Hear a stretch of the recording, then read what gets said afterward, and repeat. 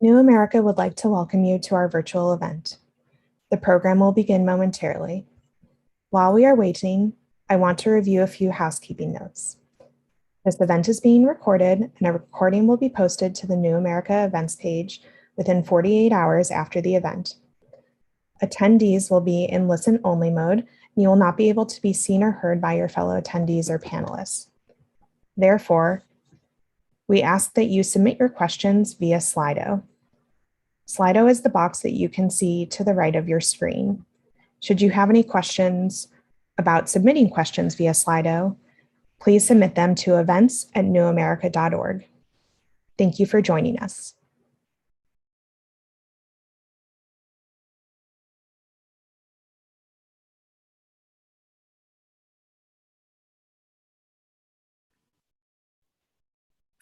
Hi, everyone. Thank you so much for joining us today. My name is Lauren Sarkeesian, and I'm a senior policy counsel here at OTI, focusing on government surveillance and privacy issues, as well as AI. For the past few years, OTI, led by my colleague Spandy Singh, has been looking into how internet platforms develop and deploy AI systems and machine learning-based tools to curate the content we see online. OTI has also done work related to government uses of artificial intelligence, including the facial recognition and procurement contexts. We're very excited to have released a new report last week, which explores and compares the different mechanisms that internet platforms and governments can use to promote fairness, accountability, and transparency around high-risk AI systems.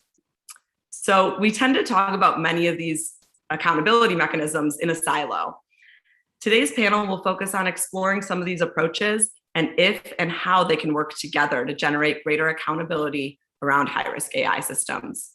We'll have some time at the end of the panel for questions. So audience members, please submit questions via Slido. So now I'd like to briefly introduce our panelists. First, Professor Catherine Sharkey, who is the Siegel Family Professor of Regulatory Law and Policy at NYU School of Law. Professor Sharkey is one of the nation's leading authorities on the economic loss rule, punitive damages, and federal preemption. Last year, she co-authored the Government by Algorithm report on how federal administrative agencies are and should be using artificial intelligence for the Administrative Conference of the United States, or ACUS for short. Next, we have Dr. Christine Custis, who is the head of About ML, which is a program at the Partnership on AI. Her work focuses on bringing together a diverse range of perspectives to develop, test, and implement machine learning system documentation practices at scale. Christine also leads fairness, transparency, and accountability work at PAI. Finally, we have Spandy Singh, who is a policy analyst at OTI. Spandy's work focuses on content moderation, disinformation, algorithmic accountability, government surveillance, and privacy. In OTI's recent report, we covered a broad range of mechanisms that can be used to promote fairness, accountability, and transparency around high-risk algorithmic systems. This includes machine learning documentation frameworks, transparency reports, government procurement processes, audits, impact assessments, and more. I want to start off by honing in on some of these approaches and exploring what advantages they may have to offer, as well as what limitations they may have when we think about promoting fairness, accountability, and transparency around AI. So Christine, we're going to start with you. About ML is a multi-stakeholder initiative that is trying to push for the implementation of machine learning documentation practices at scale. Could you explain a bit about what the About ML program aims to do and why you think this approach could be useful when we're talking about promoting transparency in high-risk AI systems? Absolutely. Thank you so much for the question. So About ML, it's actually an acronym, and I'm going to read it because it's so long and I want to get it right.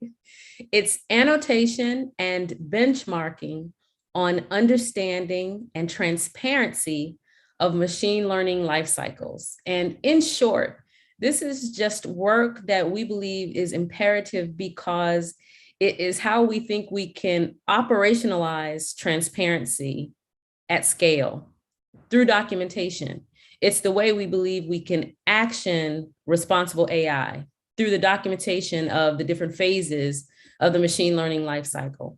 And so what we hope to do is set a new industry norm of documenting all ML systems as they're being built, as they're being deployed, changing this entire practice at scale. And a lot of times when you hear about the software development lifecycle, there is documentation inherent in the lifecycle that's well received, well known. Somehow in the machine learning lifecycle, it's not so much. So we're trying to bring that to bear in that lifecycle through research-based, multi-pronged initiatives, soliciting feedback from stakeholders, and baking ethics right into the process. Thank you. Thanks for that explanation. Catherine, the Government by Algorithm report had some really interesting insights around government procurement of AI tools, noting that just under half of the algorithms government agencies use right now are procured externally. Can you talk about the instances in which government procurement of external algorithmic systems could be beneficial to promoting fairness, accountability, and transparency in these systems, and also discuss some of the concerns that they raise or that sort of arise by relying on just procurement processes? Sure, and thank you. Thanks to Svandi for the invitation to join this panel. So by way of very brief background, I was part of a very large collaborative study that engaged NYU and Stanford, law students and computer scientists. We brought together the lawyers and the technologists. I had colleagues at Stanford on the project. It was commissioned by ACUS, the Administrative Conference of the United States. That's an independent agency that tries to be a kind of fertile ground for the production of useful empirical information that agencies might be able to look to. So in a nutshell, we were struck by the fact that there were numerous commentators and scholars that were very engaged in the question of how AI should be regulated, particularly less attention actually on governmental use, much attention on how government might try to regulate in the private sector, and yet very little information about actual, whether fledgling or more well-developed uses within government. So we tried several different takes in this report. We did a canvas at the largest measured by number of employees, federal agencies, 142. We researched and canvassed, and of those, one of the interesting findings was nearly half had what we would call existing uses of machine learning / artificial intelligence. So sort of popular opinion sometimes think that nothing's happening within government or government's way behind the private sector. So that was one finding. And then, Lauren, as you alluded to, we tried to look, not only are they using these tools, we tried to have them classified by level of sophistication and also by whether they were coming primarily in-house or through outside procurement. And our findings were actually that 53% were coming from in-house. So we can come back to that, but that's interesting in and of itself, because again, the procurement is an important piece and angle, but I think often missed is kind of what's happening with respect to internal capacity development within federal agencies themselves, maybe thinking about why this is happening, maybe thinking about some of the things that Christine alluded to in terms of getting some kind of accountability frameworks kind of ensconced within federal agencies. But there were 33% were being contracted from the private sector. So you're right, there's another 14% that makes up that external that are non-commercial collaborations. And that's important too, because government is collaborating with nonprofits and with academic entities. But this roughly 1/3 are being contracted from the private sector. And so again, you raise a very broad question. I'll try to be somewhat succinct. There are advantages and disadvantages. Maybe I'll start with some of the disadvantages. Sometimes we have to be careful about thinking about off-the-shelf private sector tools being imported in terms of governmental use, right? What I would focus on is the need to get the lawyer, policy, and technologists in the room together while developing these tools. Oftentimes within government, there are very nuanced, complex tasks that are very policy dependent, and it's a little too late, kind of ex post, to ask, do these tools meet our objectives for accountability and the like? So that's one piece that I would emphasize, that sometimes there are going to be costs with respect to ensuring accountability and ensuring that these tools sufficiently meet all the nuanced policy goals within the agency. There can be costs of monitoring such tools and the like as well. On the plus side, a kind of advantage, and this was one of the features that I particularly liked. There's much to commend this Cracking Open the Black Box report, but one thing that I liked was a kind of theme or an emphasis on how government potentially could use this procurement process to force some accountability. And so I do think that there are very interesting ways that through the government procurement process, the government can demand certain types of accountability standards. I also think there's a lot of discussion about how it will never be possible because of all sorts of barriers in the private sector with respect to trade secrets and patents and protections. And my response to that would be, well, with respect to dealing with the government, maybe as a lever, the government's going to be able to demand a certain type of access to be able to ensure the kind of accountability that we need for these types of tools. So I do think it's very worthwhile to think about the ways in which this process can be a kind of carrot, maybe sometimes stick, but a carrot for enforcing some of these accountability mechanisms. Yeah, thanks for that. And for going back a little and providing the background about the report, which was really just so crucial and provided the most insight by far into how the government is using AI. So anyway, yes, I jumped ahead a little bit with that question, but appreciate the background. Spandy, next over to you. In OTI's recent report, you wrote about how mechanisms such as algorithmic audits, risk assessments, and impact assessments can be used to rein in high-risk algorithmic systems. Can you talk about what value you think these kinds of assessments have in promoting FAT for short, we'll say, around high-risk AI systems, and if you see any limitations? Thanks, Lauren, and thanks to all of our panelists for joining us today. So I think if conducted properly and transparently, audits, impact assessments, and other methods of evaluations can be valuable mechanisms for promoting FAT around high-risk AI, both in the corporate and government sector. Some of the benefits of these approaches include they can shed light on the opaque nature of high-risk AI systems. They can help evaluate specific variables that we are often concerned about, like privacy, bias, fairness, and human rights. They can examine unintended harms of a system and help an entity create a roadmap for mitigating these issues. They can enable investigation of certain concerns that are raised by external stakeholders, such as impacted communities or civil rights organizations. And they can also help an entity determine whether their system is in line with their own internal policies or external standards or regulations. But I think in order for these assessments to deliver these benefits, we need multi-stakeholder consensus on definitions, we need standards for these evaluations, and so on. So I think it's been really interesting and great to see over the last few years how stakeholders from civil society, government, and platforms have been debating and encouraging the use of these methods. But I think the key limitation I see in this space is that we haven't answered the fundamental who, what, when, where, why, and how questions, which are really important if these evaluations are going to be effectively deployed. So in terms of who is conducting these evaluations for maximum accountability?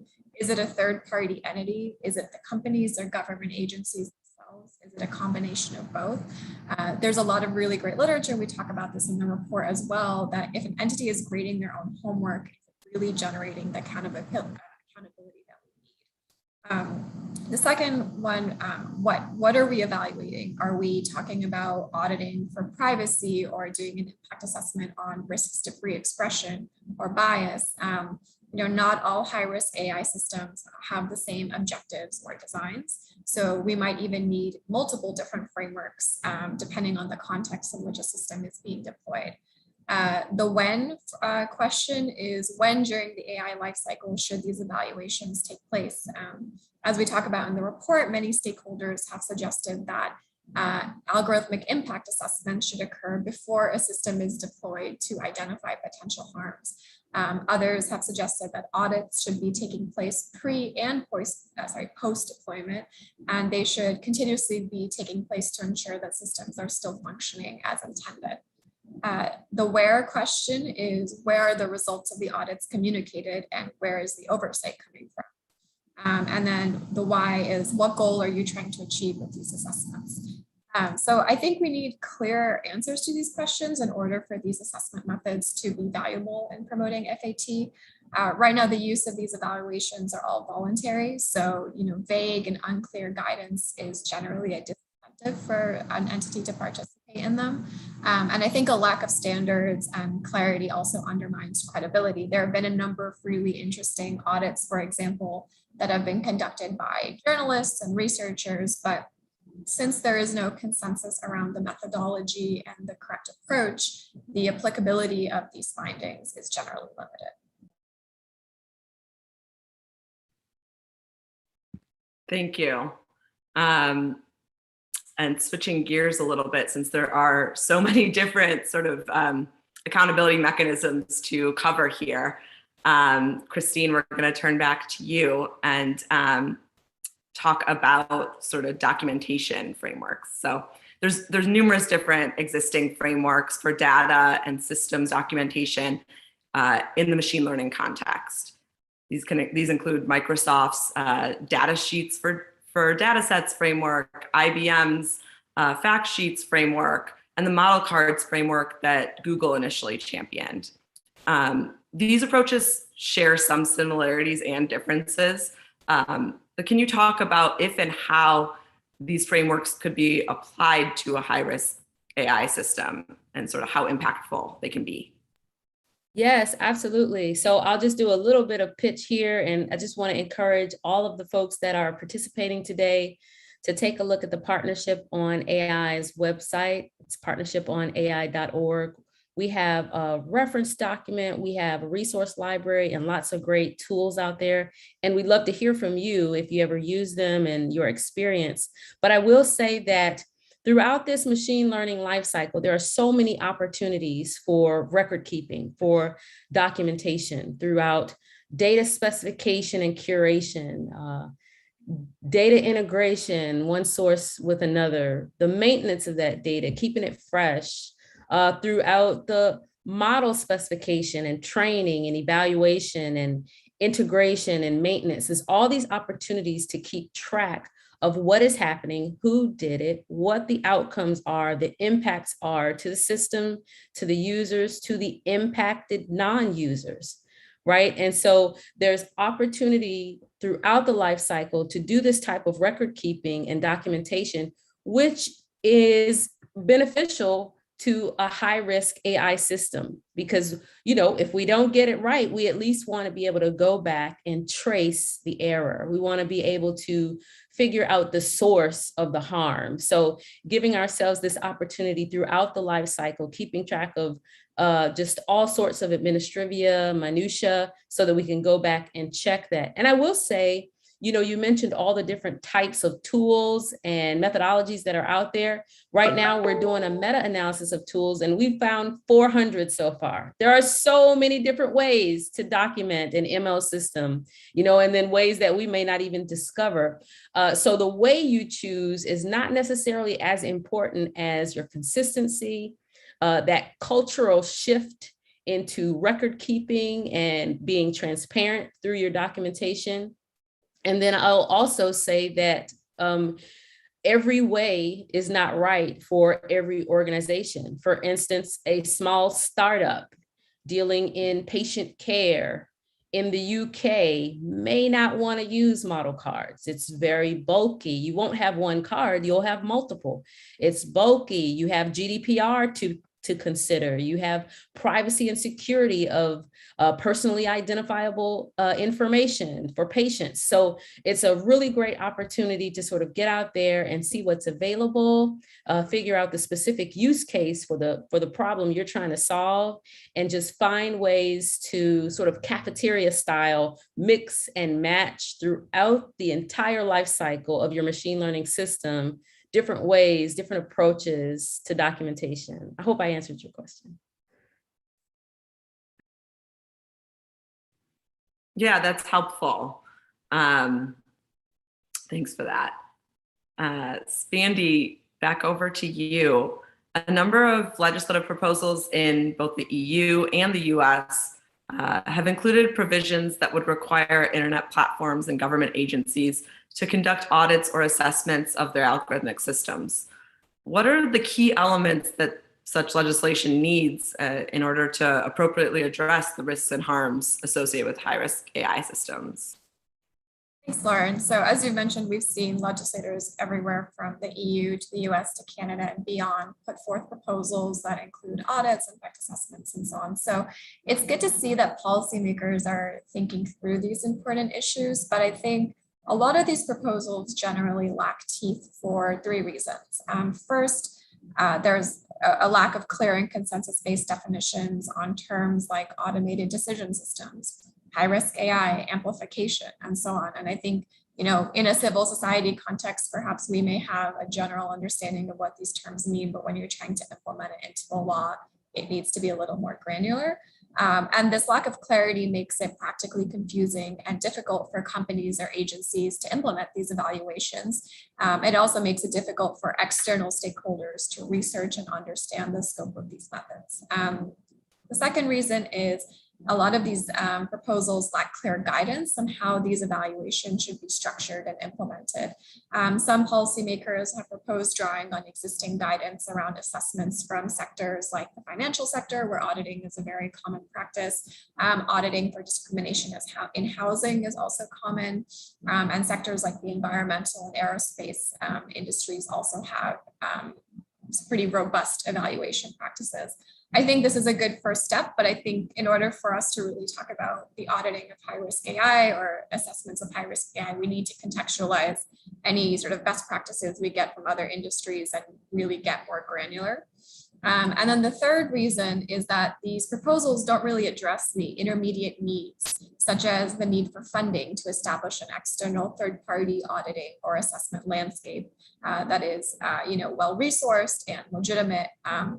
And without this, I think, we can see a lot of different options play out, but I think one of the most concerning is that we could see communities who are most affected by high-risk AI systems have to take on this external review function, and they may not have the necessary resources to do this, and they also won't be compensated for this work. And I think in that way, this can kind of further exacerbate existing inequities that these technologies can create. In terms of what good legislation should have, one I think is really critical is good legislation should propose clear guidance around transparency around results. So at the very minimum, I think entities subject to evaluation should be required to publish a summary of their findings and how they've addressed the issue so that can generate some accountability. In cases where audits are being conducted externally or assessments are being conducted externally, the evaluators may need access to sensitive data. And I think legislation can help establish these data sharing structures. Right now, there are many conversations happening about, for example, researchers accessing internet platform data. And I think that these sort of conversations around how structures can be set up to assuage platform concerns around trade secrets and privacy can inform this broader AI evaluation conversation.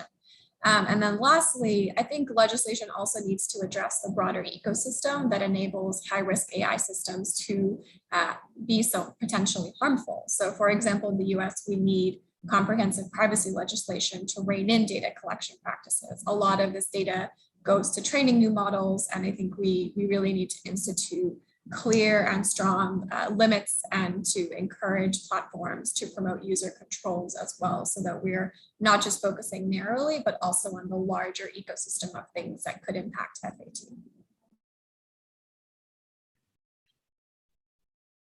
Thanks, Spandy. Okay, Catherine, over to you next. And we've all been talking a lot in various contexts about transparency. In the ACUS report, you talked about how transparency mechanisms need to generate actionable and interpretable transparency in order to promote accountability. The report also mentions that administrative law works in tandem with an array of data and disclosure laws that in their current form can sharply limit transparency. Do you think that these kinds of laws need to be reformed? And if so, how? Great. So I want to go back, if you don't mind, just for a minute to contextualize again the question and go back actually, Spandy, to some your second to last remarks about the various tools, the audits, the impact assessments, and you came back to it here with respect to legislative proposals, because I'm very struck. I'll give a very quick sort of analogy. A prior ACUS field study I did went into federal agencies and looked at federal agencies that had gotten very aggressive about preempting or ousting state tort law. So they were coming up with federal standards, and as part of that standard, they would oust state tort law. Now, it turned out in administrative law that agencies were supposed to be filling out what are called federalism impact statements. So you alluded to like the environmental impact statements and some audits in the financial sector, but I actually think that federalism impact statements has like a very close analogy here, because it's a very policy inflected area. We get into disputes over what is federalism, what would a federalism impact be? How are states affected by what the federal agencies are doing? And I'll never forget the personal footnote I'll say is I went into a very high level rule writing person and policy leader within a federal agency. And I started talking about these federalism impact statements and how could it be that a federal agency, for example, had just written a rule to entirely oust state law and yet said there were no federalism impacts, right? It was written into the rule. And he turned around and showed me binders. And he said, you know what those binders are? Each one was like this thick. He said, those are all of the required impact assessments that we're supposed to do every time we're doing rulemaking. So you want to add a new binder, there's an existing binder for federalism and it's like this size. And you want to put in all this academic intellectual content about what standards there should be, who should review it, where's the oversight, et cetera.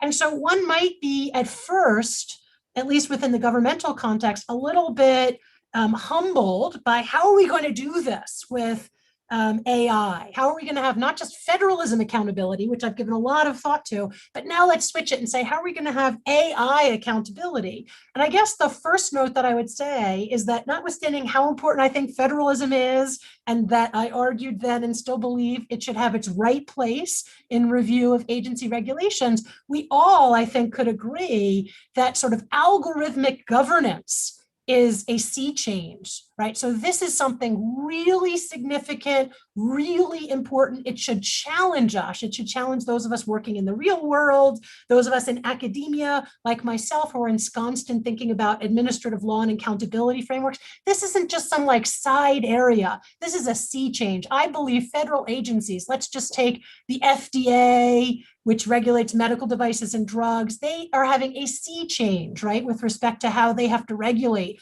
the use of AI within medical devices and drugs, what's happening internally, how their rulemaking will be affected, looking way down the future, what will happen when we have virtual clinical trials instead of actual ones. When we think about federal agencies, they are increasingly becoming data aggregators themselves. So Spandy's exactly right that we have to think about sort of a lot of our typical frameworks, which I think can be imported into this space. We have to think about it in a kind of transformative way. So having said that, right, I would go back to some basics. I do think that there are some administrative law frameworks. So again, to take the work that I've done in federalism accountability, there are frameworks that we can set up that force agencies, for example, to conduct these impacts assessments with respect to AI, and then doesn't just leave it there. There are mechanisms of control, right? If we think about the Office of Information and Regulatory Affairs, OIRA, which does centralized review of agency rules and regulations, they typically focus on significant ones, sometimes defined as financially significant, but there are ways that we could refashion, right, the use of machine learning algorithmic tools within rulemaking to constitute significance because, and here's the good part, right, the good part of the story is these administrative law frameworks that already exist focus on things like accountability, transparency, reasons giving. Now, what they mean in this context, Spandy, you're exactly right. There's all sorts of lack of consensus, need for further thinking. But let's again go back to just simple, basic administrative law. Like, let's assume an agency starts deploying these tools within rulemaking. They have to set things forward in a notice and comment rulemaking. They have to put out to the public these things like the assessments. They have to receive input from all of these entities, both, stakeholders, random law professors, whomever is interested in these, to debate these kinds of concepts. And I think that's really, really important. And I think that before, in a way, before we get to this question, I'm not trying to necessarily dodge it, but before we get to the question of what other types of laws have to be refined, we should first think about how this existing administrative law framework, which, by the way, not only could force agencies to conduct this internally and have some kind of executive review through OIRA, but we have judicial review too. And so the whole notion of judges, at least in this rulemaking context, sort of getting up to speed, so to speak, and thinking of what's acceptable reasons giving for the deployment of these tools will go a long way. And I believe that it will become, sometimes I feel like we get stymied by thinking about how the barriers are insuperable. So just to come back again to something very concrete and something I know quite well within the FDA, the FDA is not only sort of the most powerful ex-ante federal regulator in the entire world, but it has the most data, right? It doesn't just review tertiary analyses of data and the capabilities of now getting more real-time ex-post data with respect to, say, medical devices that are out in the real world, et cetera, leads us to a point, I think, that talks about how government, at least, already has the capacity to be imposing these kinds of accountability constraints on its own use and deployment of this data, sharing with the public through the notice and comment process, having internal executive branch and external judicial review. And I think a lot could be learned through that process. I fear sometimes the idea of a kind of wait and see approach. The final thing I'll say is, Spandy, you raised, and this question also raises really difficult issues about the interplay between ensuring kind of transparency with respect to reasons giving in this administrative law context and things like data privacy and also security. And the only comment I'll say on that is that that is an issue that is going to cut across, the entire federal administrative state. So right now, each of our agencies have their own mission. They have their own ways that they're starting to think about the deployment of machine learning and AI tools. But this, like algorithmic accountability, is one that's going to be cross-cutting across the entire federal administrative state. And I think a lot more thought has to be put into place as to how we're going to have kind of coordination among federal agencies. So things like this panel are somewhat of a help, things like efforts by ACUS, which is trying to share information between federal agencies, anything I believe that kind of puts in the same room both lawyers and technologists to be discussing this issue, and also puts in the same room people from government and the private sector and get them working together, thinking as Christine was arguing earlier, thinking about the life cycle at the very earliest stages, right? I've been in too many panels where some of the technologists will talk about how they'll go about developing, and then down the line, sort of administrative law, or the law will say thumbs up, thumbs down. That is not the way this should operate. And hopefully we can collectively change the kind of trajectory of thinking along those lines. Yeah, that's really helpful. Thank you. And sounds like our federal government is going to need a lot of smart people across embedded, who know their stuff. And as you said, are, both lawyers and technologists working together, as the ACUS report really emphasized. So thank you. So I guess somewhat related, I think a lot of you brought up various points related to sort of high-risk AI systems. So in all of this, we're talking about maybe not using sort of the strictest accountability mechanisms to regulate every single algorithm, but we're often mainly focused on sort of the highest priority algorithms. So high-risk AI is what often the term we're using. So there's this ongoing debate around how to define high-risk AI. I want to pose the question to all of our panelists here. How do you think high-risk AI should be defined? And how can we as a community, I guess, between civil society and academics and our private sector partners, work to reach consensus around a definition? Christine, I'll jump looks in. like you're going first. Yeah. I'll jump in just for a first voice in the space. I want to push back just a little bit on the categorization of risk.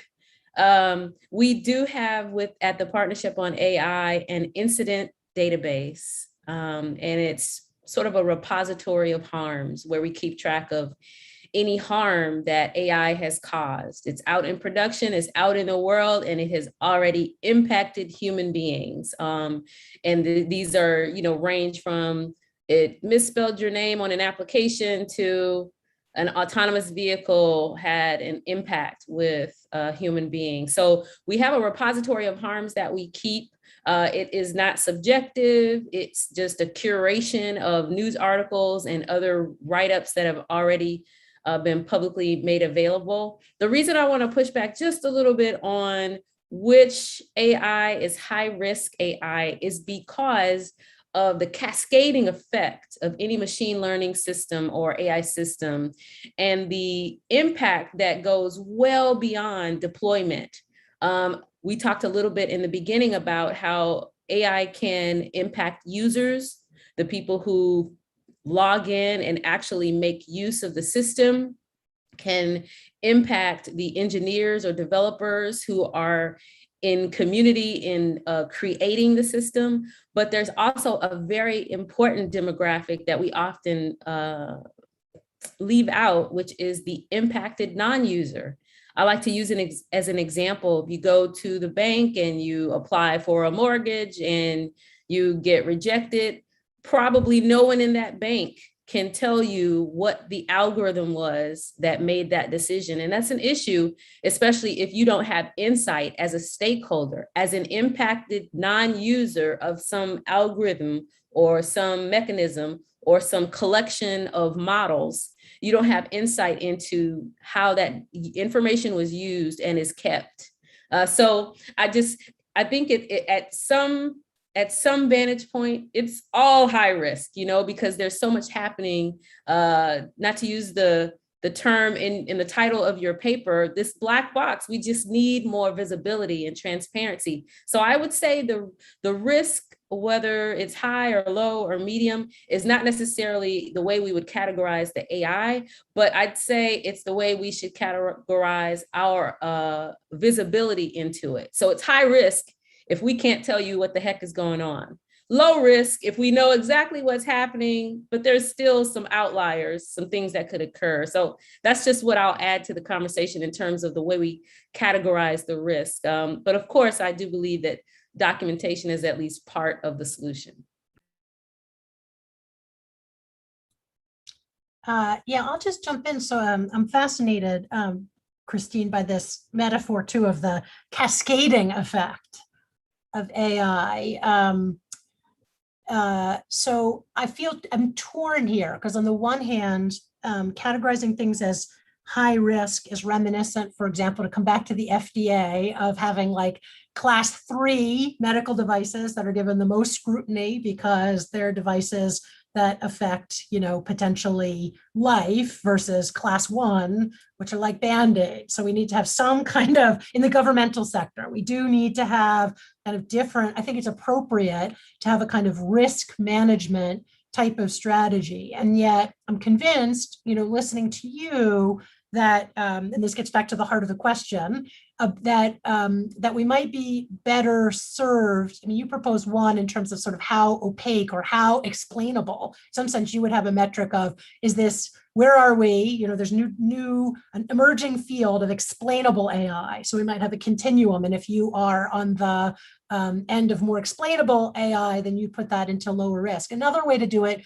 would be to be really focused. And again, I'm going to come at this from the governmental uses, but we might have very different demands. I think we should have very different demands with respect to the uses. If this is being deployed in a way that could, for example, take away someone's individual benefits or affect someone's, right to a type of service, versus, some kind of mechanism for policing a new emergent health and safety risk. I mean, we might, so we might kind of think about high risk with respect to the type of use. And we might think differently about in government uses that are in enforcement, uses that are in like adjudication of individual benefits, let's say, and then things like the rulemaking process that I was alluding to earlier. The final note I'll say that brings me back a little bit, I hadn't used this cascading metaphor, but I worry in my space about governmental uses that too often scholars will draw a kind of line in the sand and say that if it's just being used for a supportive use, we don't have to worry about the whole administrative law accountability framework I was talking about before. But if it's being used for determinative, like it's making the actual determination decision, then we do. And there's a lot of talk too about a human in the loop. So long as there's a human in the loop, we wouldn't be as worried. I guess I worry, and I've seen, and maybe the cascading metaphor is a good one, that there are some uses, initial deployment of these technologies that look like they're very mundane, just supportive, not really affecting decision-making whatsoever. And then as they learn and develop, they start crossing that line. And so I worry about the idea of these, lines in the sand. I worry very much about how there's a human in the loop, but the AI has actually been making a determination, and the human really has no force to go against that. So I think you've put your finger on something that's very important. I think I would stress that we should define these concepts sort of along a continuum, so as we don't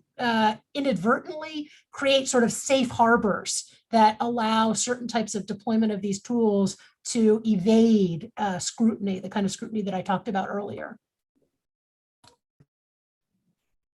And I can just jump in there. I think this kind of conversation is actually a really great example of, I think, the broader conversations we should be having in this space. But one interesting, this is the question of how to define high-risk AI, how to frame it, is something we grappled a lot with when writing the Cracking the Black Box open report. And an interesting sort of discussion I came across was one that was happening in the EU, where many stakeholders are starting to define high-risk AI as a system that poses threats or harms to fundamental rights. And I think that ties in a little bit of what Christine was talking about and a little bit of what Catherine was talking about. So, some examples that were circulated were algorithms that determine creditworthiness, algorithms that are determining whether an individual is sentenced to jail, but then also algorithms that, as Catherine was mentioning, not just making determinations, but that could pose an issue down the line. So algorithms that are used in police technology,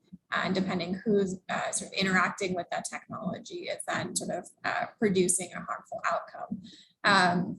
Just to sort of tie together some of the threads, I think that, it's a really complex question of how to define something that will so critically, will have such a critical impact on how we move forward in this space. And I think an overly broad definition will, likely require companies and governments to conduct evaluations of systems that perhaps are not of significant concern, and then use valuable resources that could have been used elsewhere. But to Catherine's point, you can't always clearly define and understand the risk right off the bat.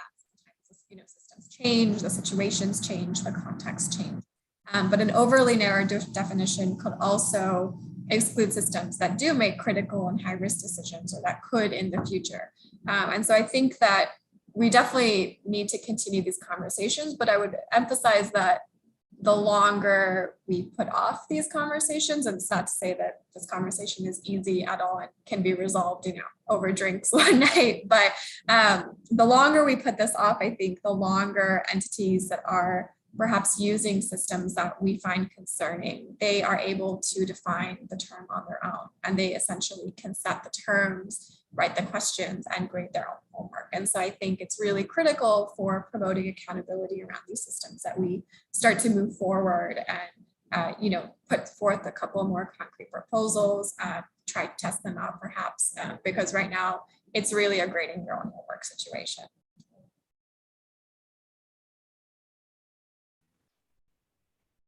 Thank you all. Yes, it is.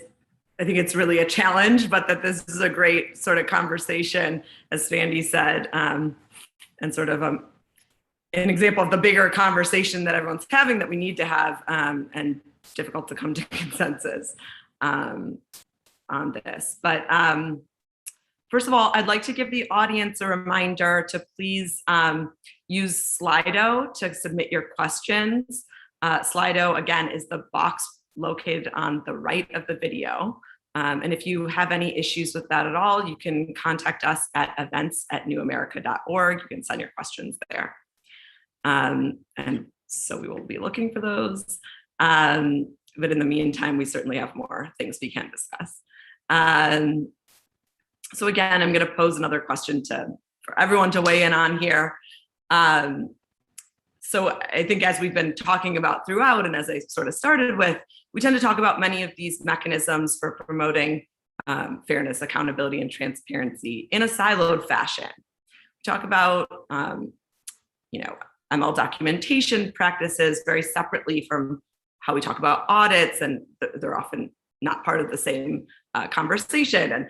And then we talk about transparency reports entirely separately. Wondering how we can connect those conversations and what are the challenges? We'll start there, and then I have a sort of follow-up.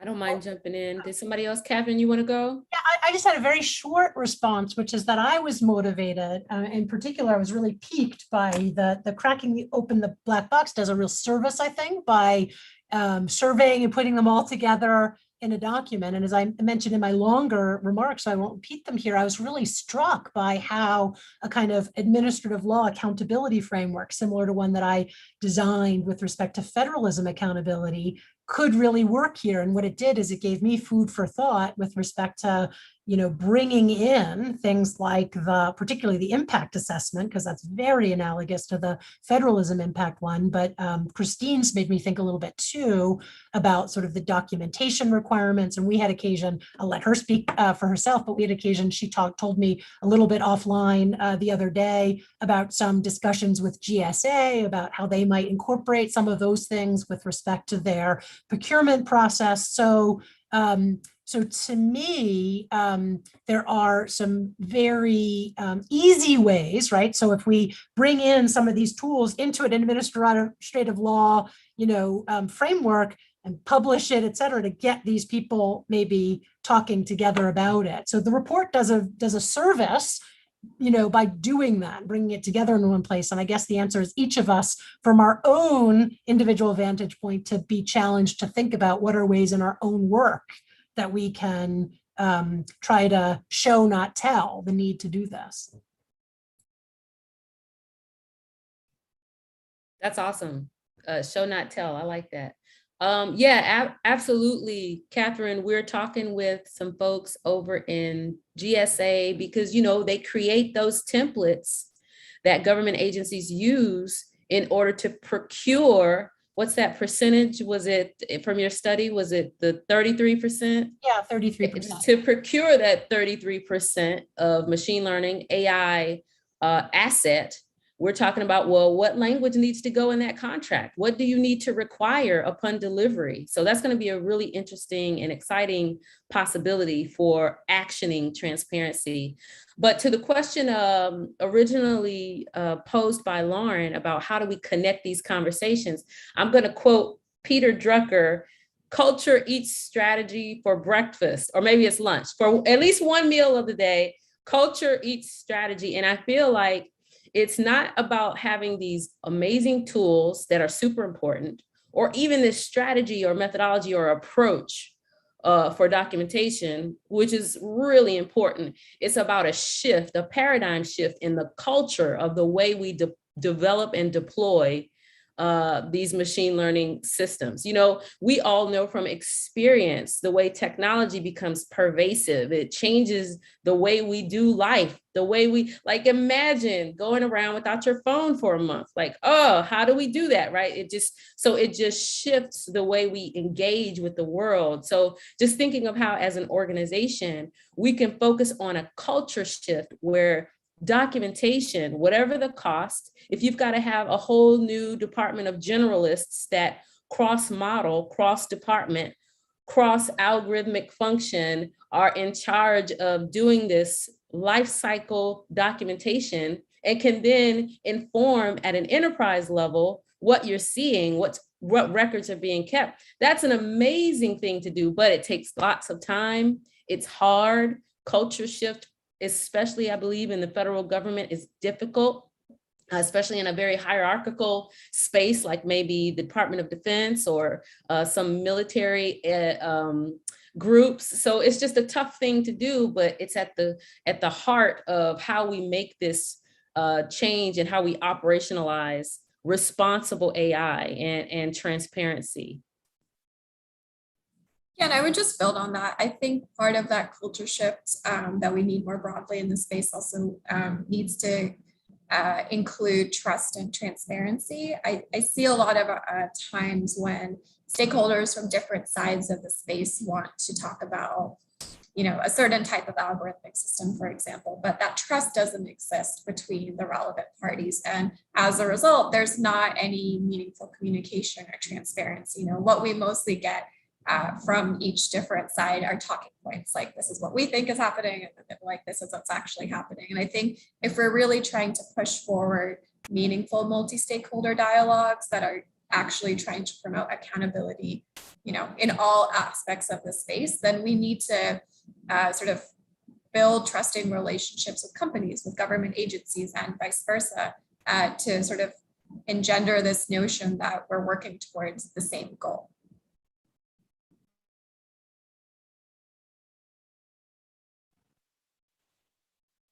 Yeah, that makes a lot of sense. Thank you all. So I think, again, building on that and like sort of working to bring together all these conversations, we've obviously talked about a whole, just within this past hour, we've talked about a whole constellation of different methods. I'm wondering if there's any sort of gold standard mechanism that you all would be willing to put forth, like, or sort of put your finger on the scale for, that should be used sort of across context. Again, when we're at least talking about high risk algorithms, is there one method of promoting fairness, accountability, and transparency that sort of reigns supreme? Do we need audits or external audits in every circumstance, or in most circumstances, or anything like that? I'm wondering, again, we've talked about, and there's probably a need for a combination of different mechanisms, and it is very context specific. I think, especially as Christine was saying. But I'm wondering if you all would put forth the idea that there's one that sort of needs to be there all the time.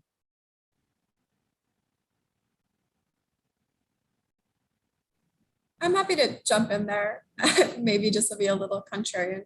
No, I think like you mentioned, there are, and as we've discussed during this panel, like there are benefits and disadvantages to each approach. And one of the things that we, my co-author and I really tried to drive in through the report are that, many of these approaches can supplement one another if we did bring them together into a holistic approach for promoting FAT. That's not to say that, one approach could not be championed, but I think that, especially just as we've seen through this conversation, like procurement has so many advantages that maybe machine learning documentation doesn't even touch on, that maybe audits don't even touch on, and vice versa.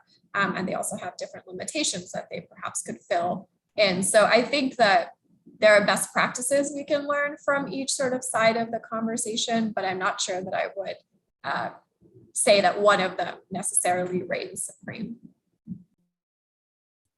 So I'll go out on a limb and say it's probably apparent from my prior comments that within the governmental context, I'm most drawn to the idea of requiring a kind of algorithmic impact assessment and how that could fit into an administrative law mechanism, particularly with respect to thinking about the importation of AI into the rulemaking context. So again, that doesn't, I'm going bold by choosing and defending one, but I'm narrowing kind of the context. But what I like about that, again, and the thought that I've done to date about the analogies with federalism is it will force kind of in real time and with differing views backed hopefully by some empirical data and some study and learning, some of these definitional controversies that I agree with Spandi. We don't want to let those definitional sort of controversies paralyze us. So again, people can vehemently disagree with whether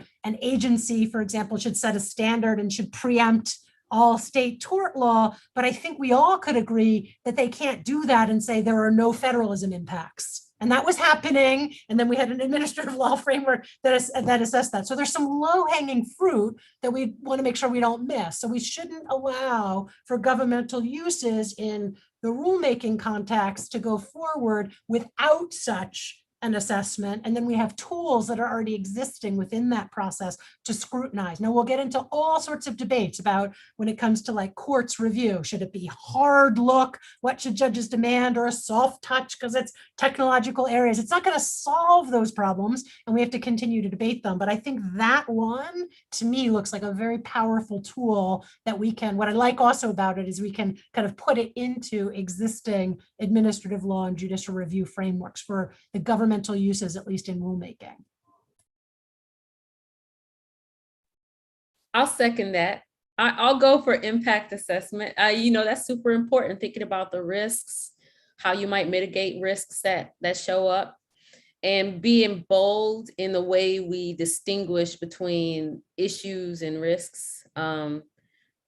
Issues being things they've already happened, they've already occurred, it's already real, it's already live, it's already impacting people or systems. So I think that's it. But it's tough. It's tough to name just one thing, right? Because they're so interrelated. I think about my time as a consultant and as an enterprise architect, and the work we had to do to show agencies like OMB why we deserved this funding. And we'd have to show all these architectural diagrams and how one system impacts another, and we'd have to show all these requirements and traceability and how one affects another. And then that on top of any type of budget information and the cost, and how the cost could double or triple, or, what if COVID happens, so there's so many things that affect so many other things. But I think impact assessment is a nice, if we had to require one thing, especially across federal agencies, that would be a nice thing to consider, just asking those questions up front.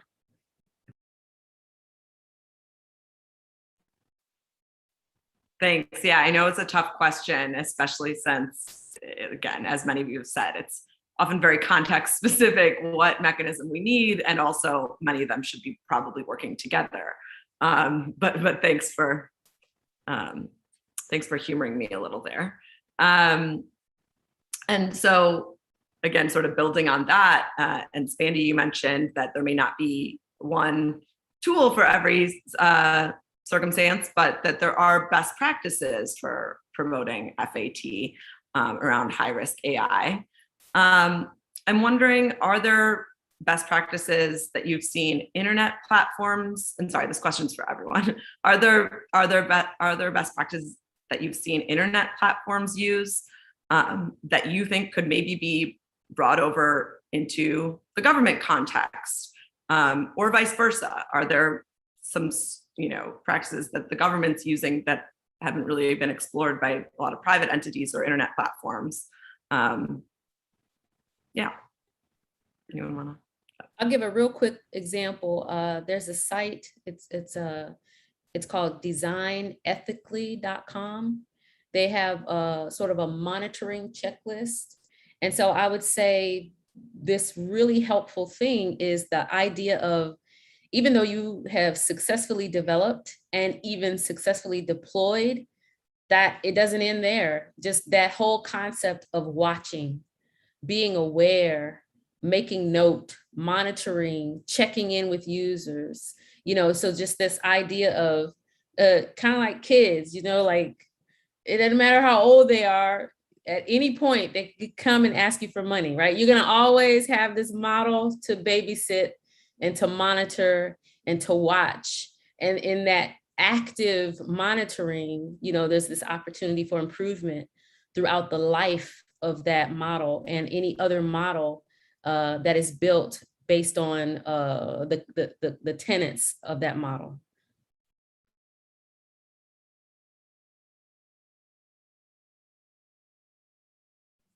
I can jump in. So at OTI, we do a lot of work around platform transparency efforts, and we definitely, encourage platforms to always be more transparent about their operations and policies. I think over the last few years, I've noticed that some platforms have started releasing more public information explaining how their algorithmic systems work in a sort of more digestible way, so that the average user or perhaps a researcher can understand the structure of these systems. As someone who spends most of their time reading about this, that's been really helpful. And I think the ACUS report was really interesting because that was the first sort of like breakdown of a comparable sort of breakdown that I saw. And so, of course, there are different sensitivities when it comes to the government and how much you can share. But I do think sort of that transparency to raise awareness and generate common understanding in an explainable fashion around when systems are being deployed, how they're being deployed, what impact they can have. I think that's like a first step best practice that I think should be applied holistically.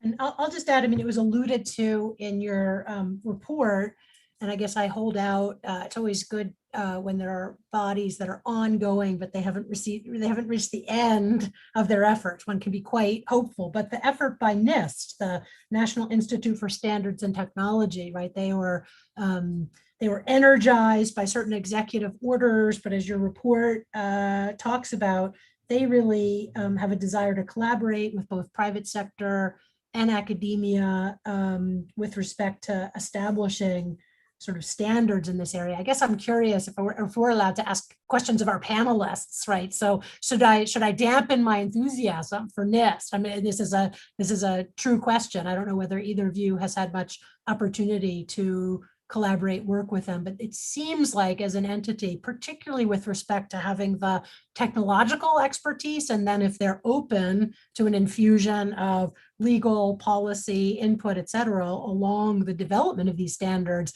it seems like that could be a very fruitful model. So should I continue to be so enthusiastic and hopeful? Yes. We answered the request for information and just talked about how, some practical approaches to developing this template, this guide, this framework, and then also the use and the audiences that might benefit from it. So I say yes, just because the conversation has started, right? And they're a very pivotal organization within the federal government. So you get points for starting the conversation. So yes. Yeah, I would plus one though. We also submitted comments as part of NIST's recent consultation on AI bias. And I believe a number of other civil society organizations did as well. So it definitely seems like that infusion is happening. And yeah, like Christine said, like we're pretty early on in this conversation. So I would hope that it's not too late that we've lost hope. And I think that there can definitely be some meaningful work that NIST can do.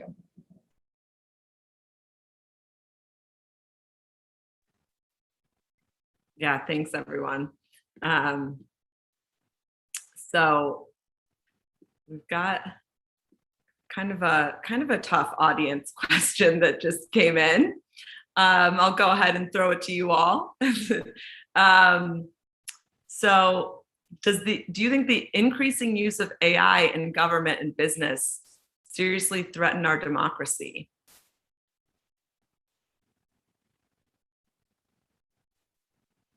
I mean, if Twitter can almost take us down, anything's possible, right? So that's, when I think about a question like that, I think about, do we want to forfeit the evolution of technology, or do we want to forfeit all the benefit that we could possibly get from some breakthrough just because of the risk, the very real risks of that technology or that breakthrough being used for harm? And the answer is no. We've just got to be thinking about risk. We've got to be thinking about mitigation. We've got to be thinking about all scenarios, not just the good ones, not just the ones we put forward to get the budget we wanted, but the ones that are bad and that could turn it on its side. And so no, I mean, it's possible, but that shouldn't be a showstopper for us. Catherine will agree with me. We'll put stuff in place to make it possible to still move forward. Yes, you've intuited. I do agree. I think it's very worthwhile, like you say, to think about. I often think about in the terms of the promise and the peril of the use of these technologies. And it's definitely worthwhile to try to come at this in a kind of level-headed way. I also would second the idea, as with all prior technological developments, I think we need to take a kind of risk management approach, right? I teach a variety of different things in the law school, and sometimes people come in with this idea that, to go back to the FDA again, that their job should be to reduce the risk of medical devices and drugs to zero. And we all know that would mean no life-saving medical devices or drugs. So that's just not feasible. We are going to have to think about, we cannot hold sort of algorithmic accountability to some standard like that. At the same time, it challenges us because some people come up with metrics that technologies, as long as they're better than human, biases, errors, again, that was alluded to, I think, Christine, you mentioned in your I don't want to call them the catalog of horrors, or the catalog of harmed instances, right? You have an autonomous vehicle incident, right? So, well, if we compared that to automobile accidents, right, something like 98 to 99% caused by human error, we would start to be very enthusiastic about autonomous vehicles. Now, that doesn't mean, in my opinion, that we throw up our hands and not worry about these kinds of issues, but it's really, really difficult to figure out in a level-headed risk management kind of way how we should go forward. But absolutely, we shouldn't stymie the development, because the promise side is real. And so the way I like to think about it is, it's like all kinds of risky technologies. We need to think hard about oversight and about sometimes these things are quantifiable and sometimes they're values driven, and we have to bring all of that into the conversation. So it won't be easy. I would plus one that I would also say that a lot of the times with some of the technologies, we grow to be concerned about the harms that they generate were in the moment unforeseeable, and they act in ways we didn't predict. But sometimes these technologies are also exacerbating pre-existing harms, pre-existing inequities. And so when we think about how these tools can interface with our democratic structures, I think we need to have a little foresight in the ways they could mess things up, but also recognize that our societies aren't perfect either. So we need to be thinking about how can we improve those societal structures as well to ensure the democratic principles and so on remain strong and resilient as we introduce new technology. And Catherine, I'm going to tell our team that we should change the name of the incidents database to the catalog of horrors. I think that's a much better branding for that. I do like that. So that was a sort of broader question. We zoomed out a bit there with an audience question, but to sort of zoom back into some specifics. Sorry, just a second. So, Catherine, in the ACUS report, you all outlined some sort of key next steps and recommendations. I was wondering if you could give us a bit of an overview of what you all recommended and sort of what needs to happen next for the government.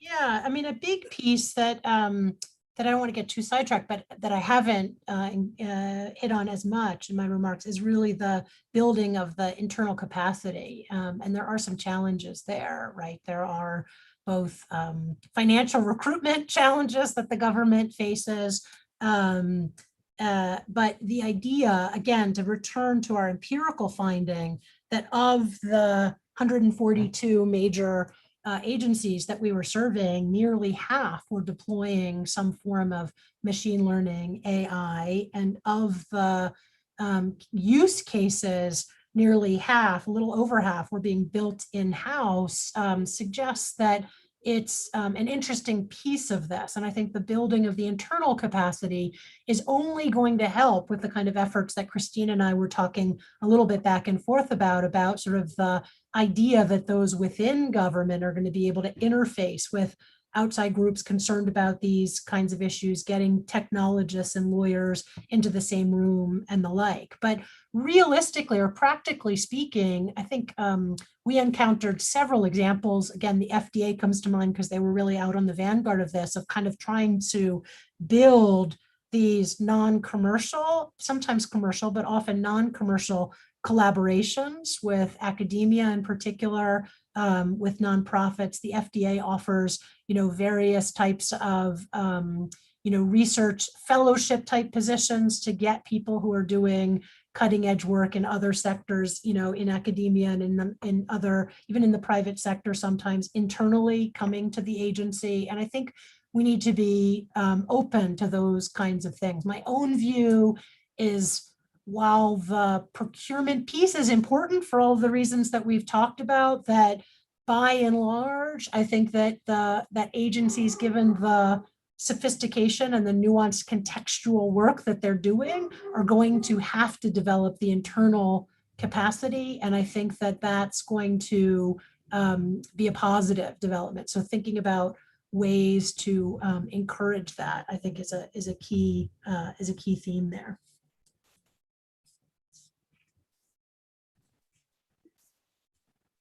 Thanks for that. And I think this next question is related, so I'll add it on here, but I think that means that it likely is coming back to you, Catherine. But we just had an audience question.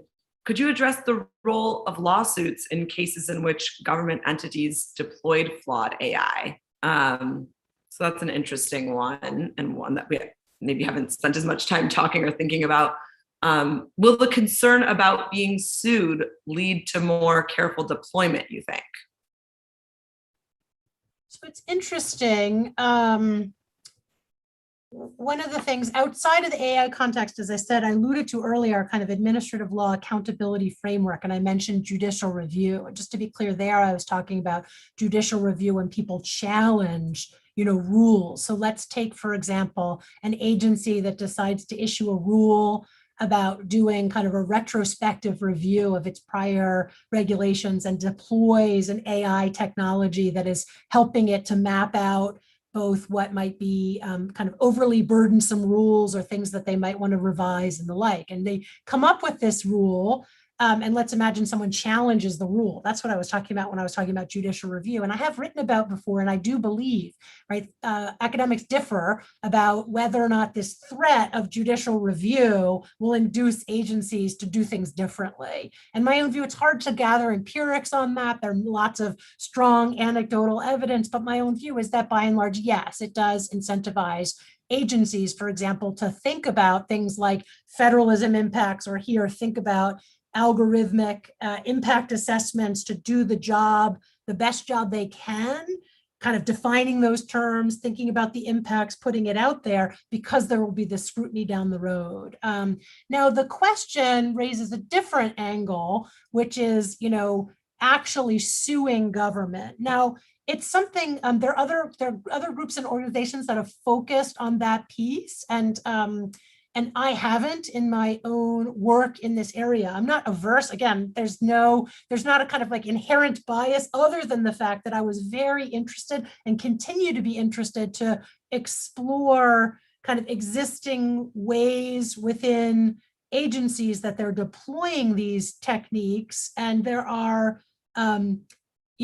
entities that come at this with a much more adversarial and advocacy perspective that's either hostile or supporting the agency. And given the work that I'm doing, I haven't engaged, in the former type. But as a general matter, and as a scholar who teaches tort law and thinks very much about kind of the deterrent effect of lawsuits, I do believe that whether we're thinking about government or really increasingly thinking about private entities deploying these kinds of technologies, I do think they're thinking about potential liability, and that does give them incentives. For example, if they're autonomous vehicle manufacturers, they're going to get added incentives, towards safety. It would be an interesting piece of this whole puzzle, and I'm sure maybe Spandy or even Christine, of, organizations that are, cataloging. I've read about these I'm a consumer of sort of the secondary literature. Just my own research hasn't focused on the angle of suing government over use of these technologies.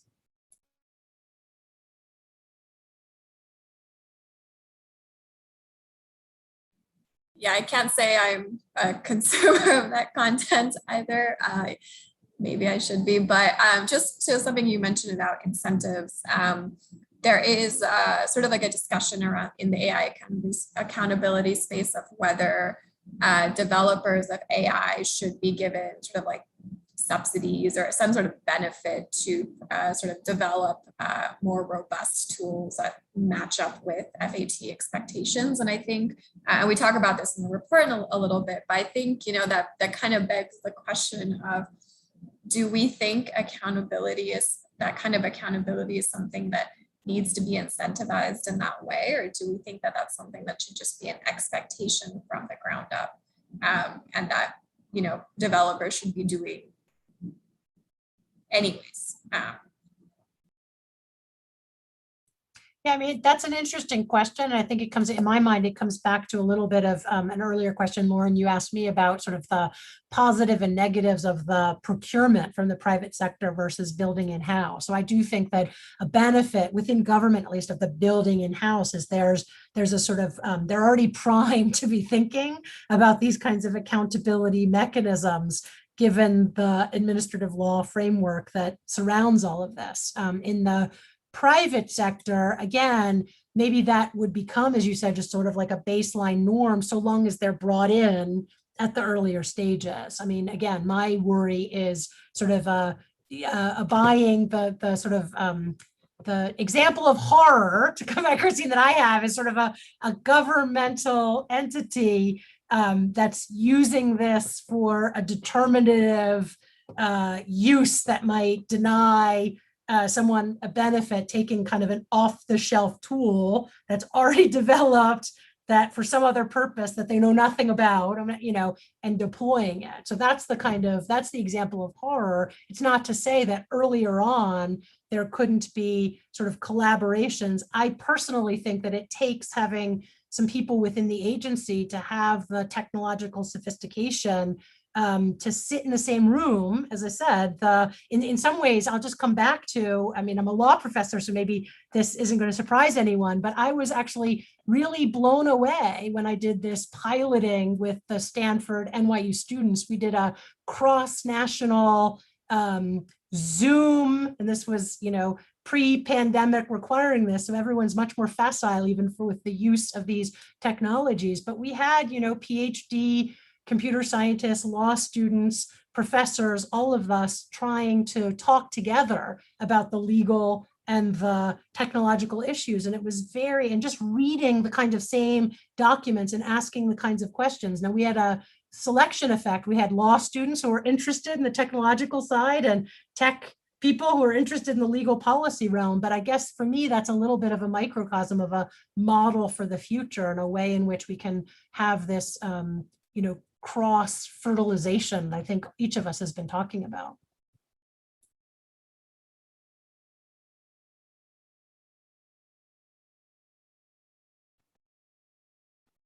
Well, thanks for all of that, everyone. And yeah, Catherine, I was going to add on the exact comment that you mentioned, but as a follow-up, I think that it's not just the government who should be concerned about the possibility of lawsuits if they're deploying these, if they're deploying high-risk algorithms in a non-transparent, unaccountable sort of manner that create harm. But anyway, I think that was actually our last audience question. And so I think we may wrap up a few minutes early, unless anyone wants to offer any sort of final thoughts on this very wide-ranging conversation.